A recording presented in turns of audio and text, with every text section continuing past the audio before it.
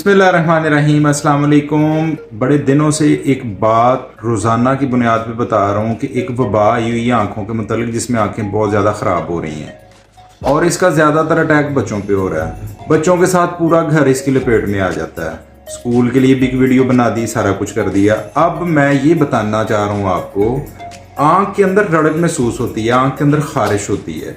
हम गलती क्या कर रहे हैं, उसके अंदर अपनी आँख को मलना शुरू कर देते हैं।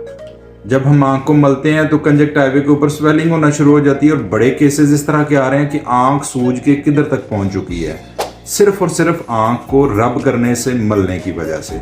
ऐसी कंडीशन में आंख को मले मत, ना आंख के अंदर पानी के छींटे मारें। फौरी तौर पे डॉक्टर से रुजू करें। जब तक आप ड्रॉप्स इस्तेमाल नहीं करेंगे आप कतई ठीक नहीं हो सकते।